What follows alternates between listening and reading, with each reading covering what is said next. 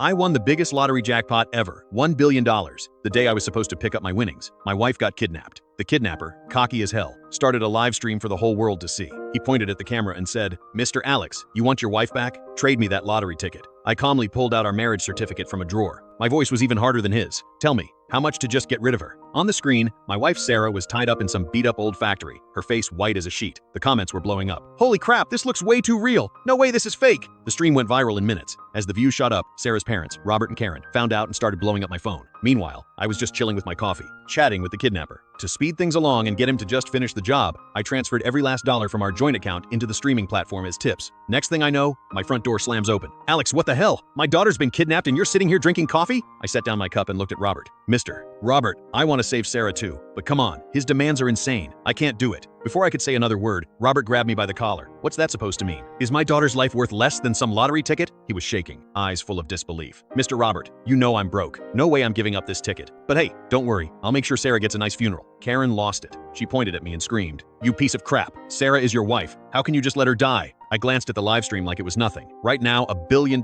matters way more to me than your daughter. Then Sarah screamed at the camera, "Alex, I'm pregnant. You want 2 people to die? Give him the ticket." The comments went crazy. "What? They kidnapped a pregnant woman? That's sick. This poor woman. Her husband hasn't done a damn thing. For real, you can always make more money, but you can't come back from the dead." As the comments kept flooding in, the kidnapper got more hyped. He held up his phone with one hand and yanked Sarah's hair with the other, shoving her to the ground. She screamed, "Baby, please save me." Sarah looked up at the camera, tears streaming down her face. People watching started calling 911 left and right. Karen nearly passed out when she saw her daughter like that. "Alex, did you hear her? She's pregnant." I raised an eyebrow. "So what? Once I cash this ticket, women will be lining up to have my kids." After a few more screams, the kidnapper glared at the camera, eyes bloodshot. "Mr. Alex, you've got 1 hour. Money or your wife and kid." Then he grinned. "Oh, and just so you know, I'm not a patient guy. Every 10 minutes, I'm cutting off one of her fingers until she bleeds out." I sighed at my phone. "Skip the fingers. Just go for the head. You're not getting that ticket. Period." I turned to Robert and Karen. "Relax. The cops probably already tracked him down. The stream's IP was showing some foreign country, but maybe they'd still find him." Robert slammed his fist on the table. "Alex, everything you have is because of our family.